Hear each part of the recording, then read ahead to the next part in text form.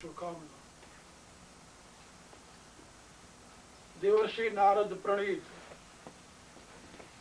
भक्ति सूत्र के ऊपर आप लोग बहुत दिनों से ये विचार सुन रहे हैं और अब तक 60 सूत्रों की व्याख्या आप लोगों को समझाई जा चुकी है। कल मैंने बताया था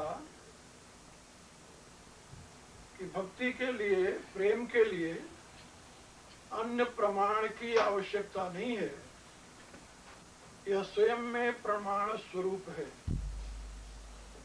इसके साथ ही एक बात और समझाई गई थी कि भक्ति शांति स्वरूप है और परमानंद स्वरूप है। जहाँ रस है वहाँ उन्माद सा हो जाता है, किंतु भक्ति रूपी रस में शांति है, स्थिरता है, उन्माद नहीं है। इसलिए यह शांति रूपात परमानंद रूपात च, ये दो वैशिष्ट भक्ति के इसमें समझाए गए हैं। तीसरी बात कल मैंने समझाई थी,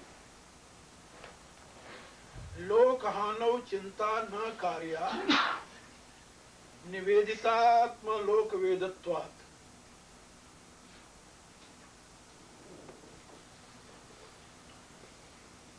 लोक हानि की चिंता नहीं करनी चाहिए, क्योंकि अपने आप को और लौकिक वैदिक सब प्रकार के कर्मों को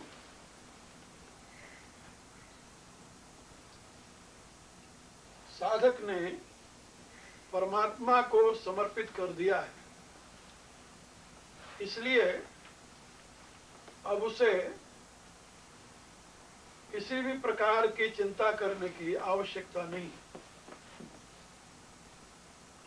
यदि चिंता करने की वृत्ति बनी ही रहे तो भगवत समर्पण का कोई अर्थ नहीं होता।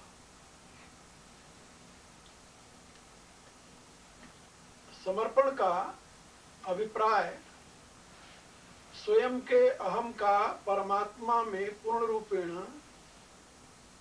लय होता है, जिसको अंग्रेजी में डिसोल्यूशन कहते हैं। यदि अपना अहम पूर्ण रूप से परमात्मा में लय नहीं हुआ तो अभी समर्पण नहीं है। भक्ति शास्त्र में इसके लिए दो शब्द है, शरणागति और समर्पण।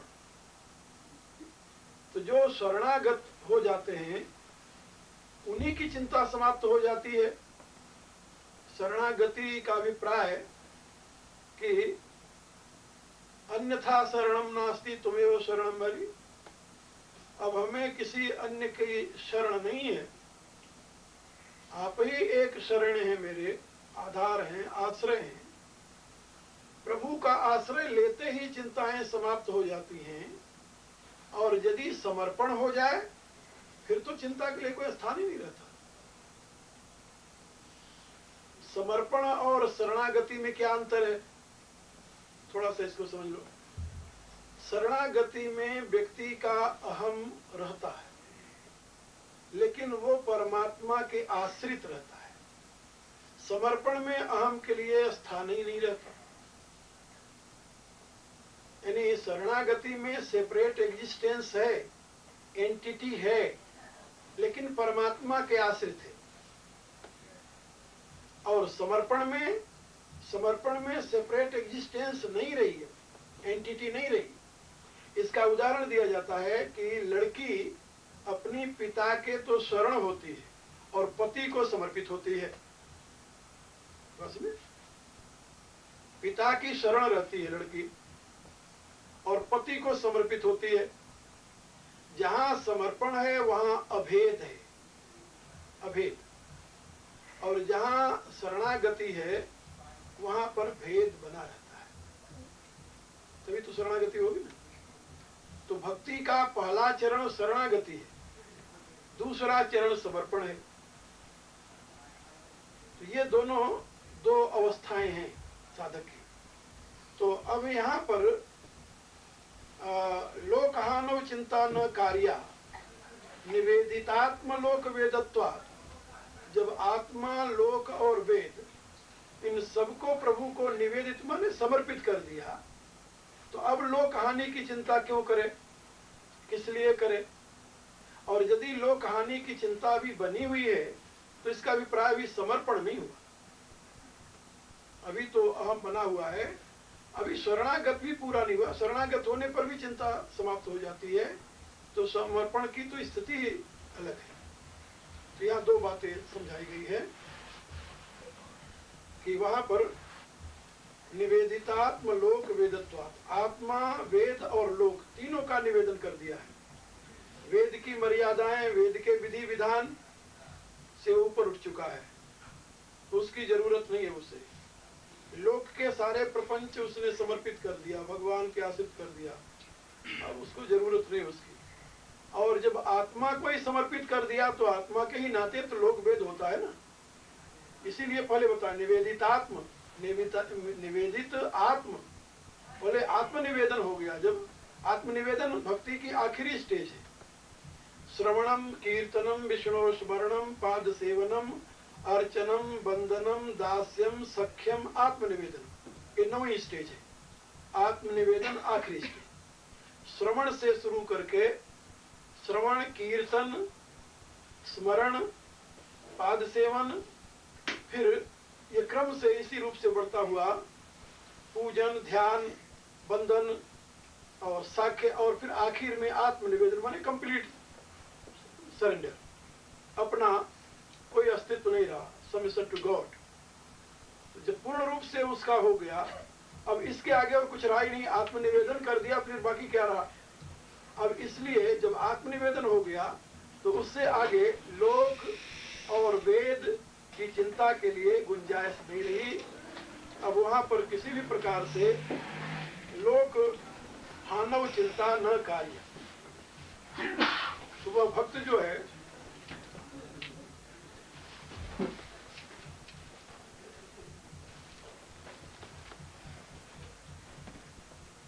बैठे जाओ,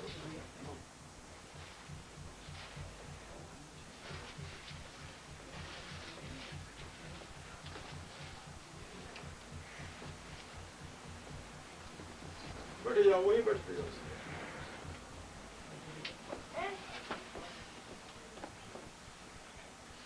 इधर आ जाओ, सही इधर है।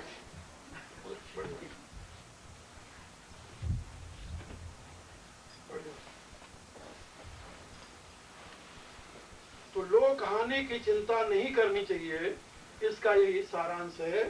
क्योंकि अब वह आत्मनिवेदन कर चुका है।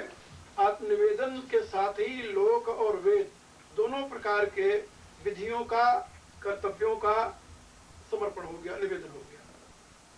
अब आगे कहते हैं इसके आगे, न तत्सिद्धौ लोक व्यवहारो हेय किंतु फल त्यागस तत्साधनम च कार्यम एव।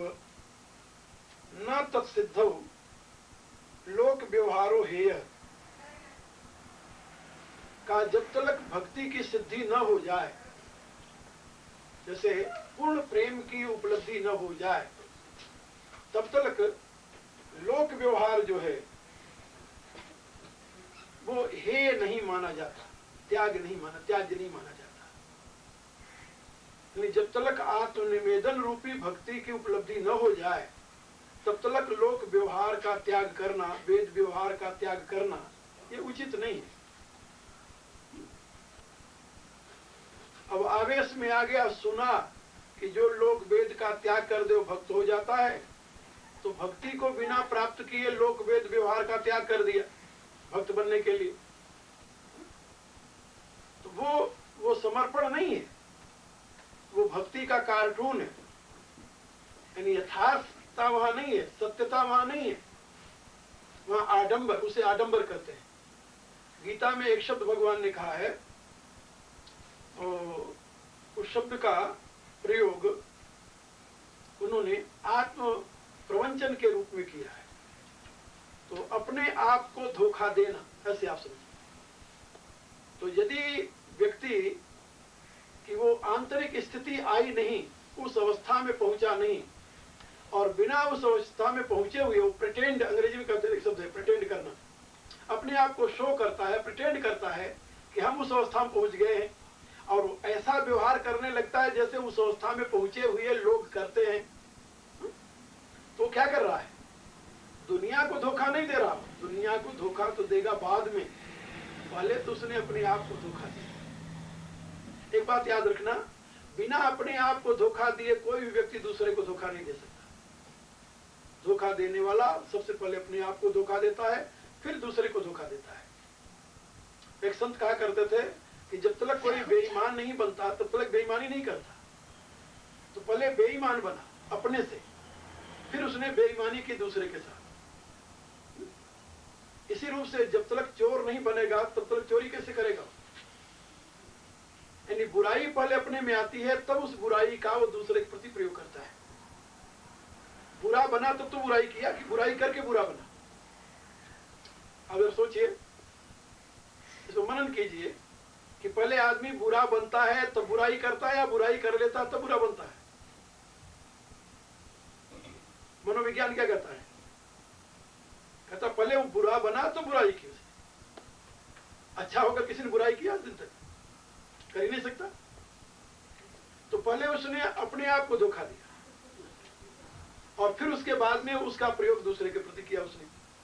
तो ये जो उसकी स्थिति रही है वो आत्म प्रवंचना, अपने आत्मा के साथ धोखा करना।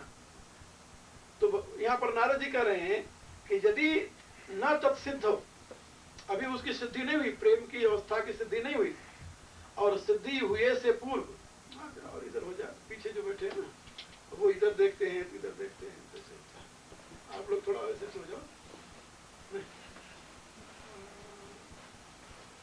अब क्यों भाई?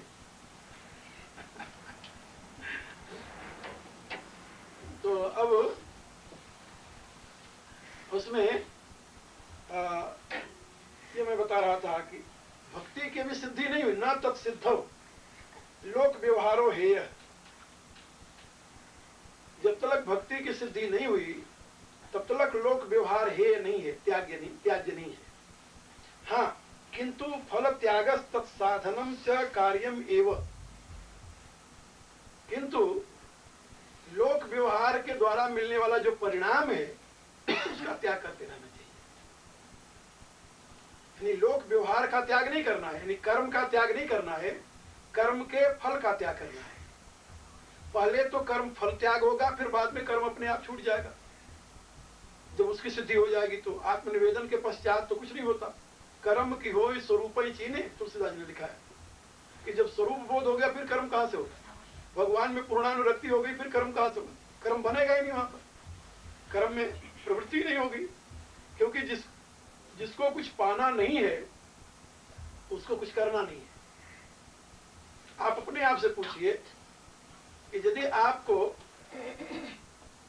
कुछ पाने की चाह न हो तो क्या आप कुछ करने में प्रवृत्त होंगे? संकल्प का उदय कब होता है? कल्पना करो थोड़ा सा। संकल्प का उदय कब होता है जीवन में? जब किसी प्रकार के अभाव की प्रतीति हो, है ना? किसी भी प्रकार का अभाव न हो तो संकल्प उदय होगा?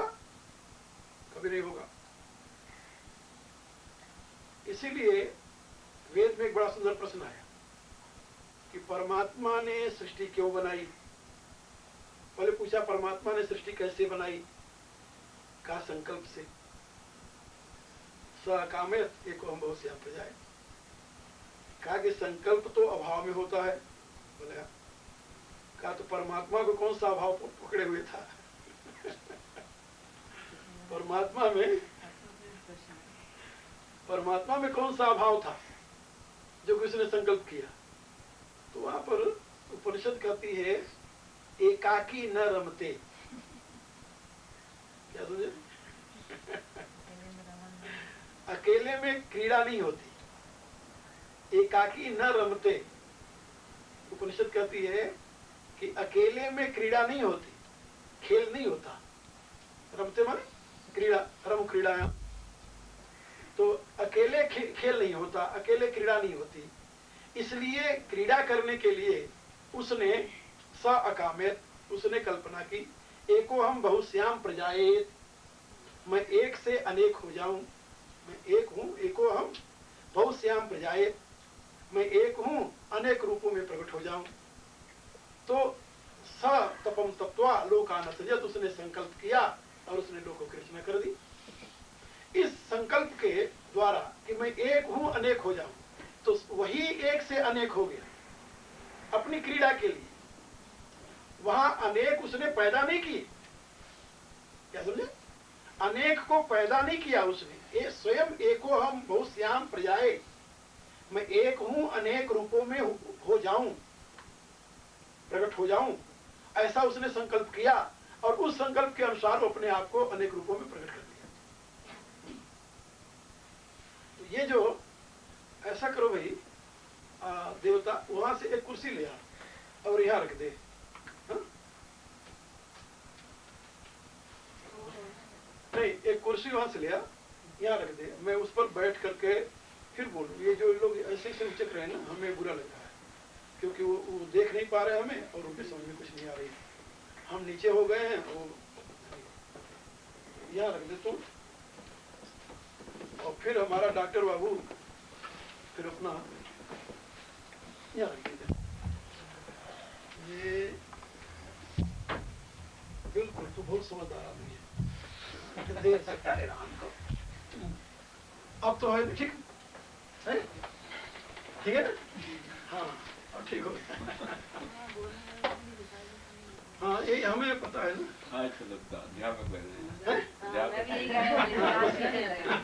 आज लग रहा है पोथी हाथ में लाज लग रही है।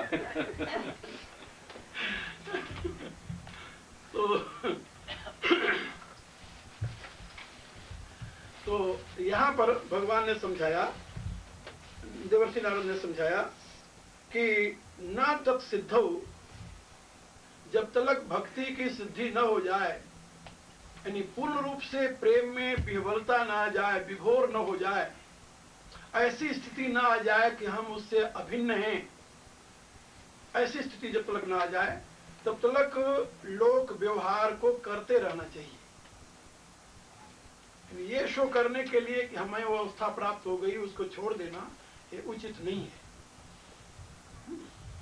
और क्योंकि पूर्ण प्रेम की प्राप्ति हुए बिना कभी भी जीवन में शांति व स्थिरता नहीं आती। नदियां तब तक गतिशील रहती हैं जब तक कि वो समुद्र में जाकर न मिल जाएं। इसी रूप से जीवन तब तक सक्रिय रहता है जब तक कि पूर्ण रूप से परमात्मा में लीन न हो जाए। तुलसीदास जी ने इसके विषय लिखा है, सरिता जल जल निधि महु जाई, होई अचल जिम जीव हरि पाई। ये नदियों का जल समुद्र में जाकर के प्रशांत हो जाता है, कैसे? जैसे जीव शिव को पाकर के प्रशांत हो जाता है। तो अब गति नहीं रही, आगे बढ़ना नहीं रहा।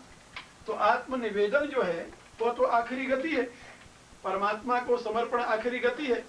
अब उसके आगे कुछ करने के लिए है नहीं, तो वहां संकल्प ही नहीं उठेगा कि कुछ पाना नहीं रहा, कुछ करना नहीं है। जहां पाना नहीं है वहां करना नहीं है, जहां करना नहीं है वहां किसी भी प्रकार की जिम्मेदारी नहीं है। ये बात याद रखो। कर्तव्य जो हम कह देते हैं ना, ये मेरा कर्तव्य है, कर्तव्य किसके लिए? जिसके सामने प्राप्तव्य बाकी है। जहां प्राप्तव्य नहीं है वहां कर्तव्य नहीं होता, और जहां प्राप्तव्य नहीं है वहां ज्ञातव्य भी नहीं होता। ये तीनों एक साथ लगे होते, ज्ञातव्य, प्राप्तव्य, कर्तव्य। ज्ञातव्य, ज्ञातव्य माने जिसको जानना चाहिए, फिर उसको पाना चाहिए, फिर उसके लिए करना चाहिए। कर्तव्य माने करना चाहिए, प्राप्तव्य माने पाना चाहिए, ज्ञातव्य माने जानना चाहिए। तो जहां पर पूर्ण समर्पण हो गया वहां अब प्रभु से परे क्या है जिसको जानना चाहिए? प्रभु से परे क्या है जिसको पाना चाहिए, और प्रभु से परे क्या है जिसके लिए कुछ करना चाहिए। वाकई में यदि अपन देखें तो अपना क्रियाकलाप तो इन्हीं तीन के लिए हो रहा है, प्रभु को पाने के लिए, प्रभु को जानने के लिए, और हम कुछ कर रहे हैं, जो कुछ कर रहे हैं लक्ष्य वही है। आप यदि डॉलर कमाते हैं तो भी प्रभु के पाने के लिए कर रहे हैं, आपका प्रयत्न वही है, इसके सिवा और कुछ नहीं। यदि आप किसी भी प्रकार का काम करते हैं तो वो इनडायरेक्टली आप प्रभु को पाना चाहते हैं। इसके लिए बड़े विश्लेषण की जरूरत है। एनालाइज करोगे आप तो आपको पता चलेगा कि सही में आपकी आंतरिक चाह केवल प्रभु को पाना है, लेकिन भ्रमवश प्रभु को पाने वाली क्रिया में आप दूसरी चीजें इकट्ठा कर रहे हो, सोच रहे हो कि शायद इसके द्वारा प्रभु मिल जाएगा, जो कि असंभव है। इसलिए गीता में एक बात भगवान ने बताई 3 अध्याय में, यस्त्वात्मरतिरेव स्यात् आत्मतृप्तश्च मानव आत्मन एव च संतुष्ट तस्य कार्यं न विद्यते। जो आत्मरत हो गया, आत्मतृप्त हो गया, आत्मतुष्ट हो गया, उसके लिए कुछ करना ही नहीं रहा। तस्य कार्यं न विद्यते, कोई कर्तव्य नहीं रहा उसके लिए, क्योंकि उसको जो पाना था पा लिया, जाना था पहुंच गया, हो गया, जानना था जान लिया। तो लेकिन जब तक ऐसी स्थिति नहीं आई, न तत्सिद्धौ, जब तक भक्ति में सिद्धि न मिले, तब तक लोक व्यवहार का त्याग नहीं करना चाहिए। लोक व्यवहारो हेय नहीं करना चाहिए, त्याग नहीं। किंतु फल त्याग तत्साधनम च कार्यम एव, किंतु फल त्याग करके उस भक्ति का साधन करते रहना चाहिए। तो जो कुछ भगवान के नाते करोगे वो भक्ति का साधन होगा। कर्म का त्याग नहीं है, कर्म फल का त्याग है। तो 99% तो लोग साधक ही है ना, सिद्ध तो बहुत आगे चल करके होते हैं। सिद्ध के लिए तो शास्त्र का कोई विधान है ही नहीं। शास्त्र का विधान सिद्ध के लिए नहीं है। जो सिद्ध हो गया उसको क्या चाहिए? कुछ नहीं चाहिए। फिर सिद्ध हो गया वो भी कुछ करता है, बोले करता है। क्या करता है? क्या वो करता है? लोक संग्रह के लिए चिकित्सुर लोक संग्रह की इच्छा उसको होती है।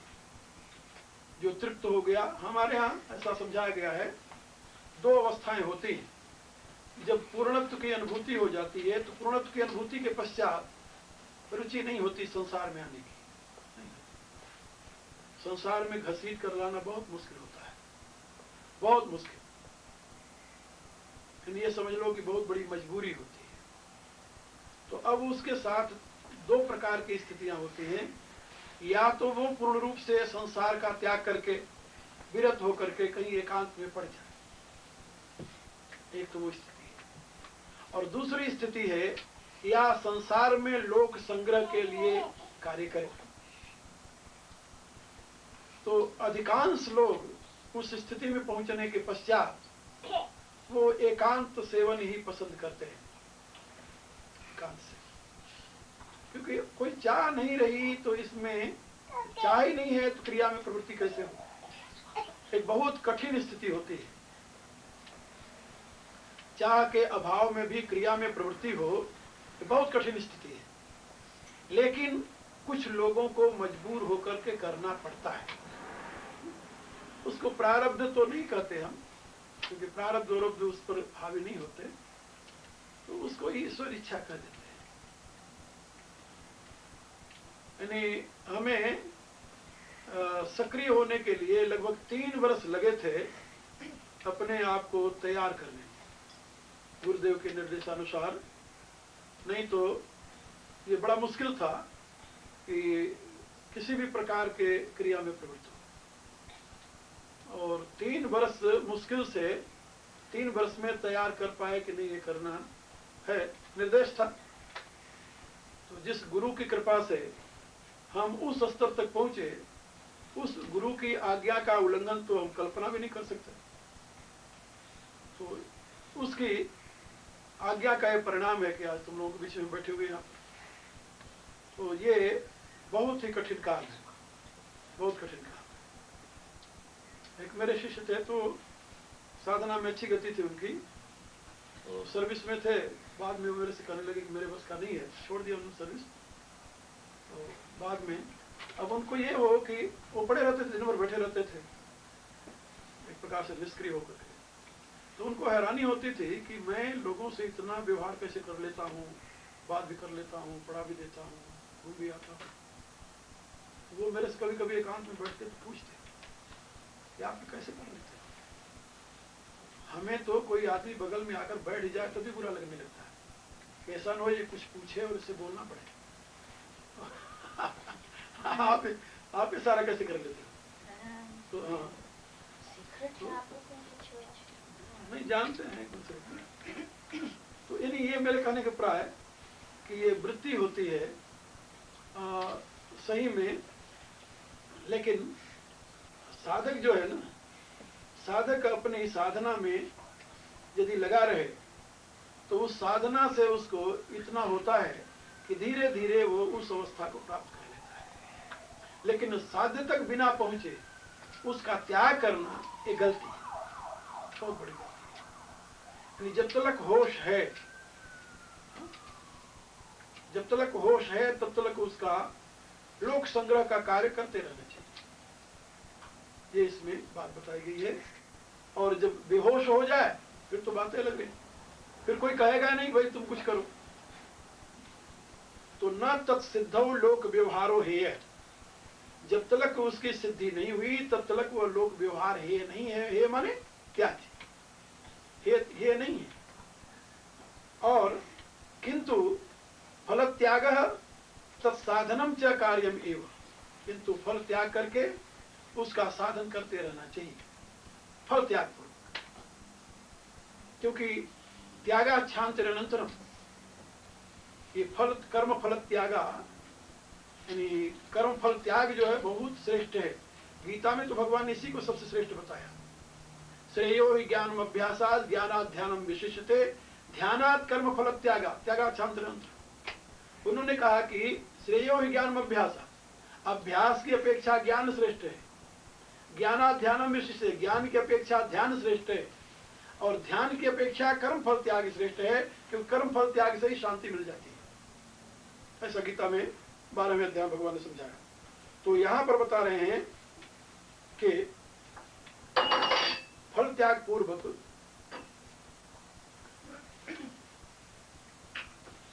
कर्म करते रहना चाहिए।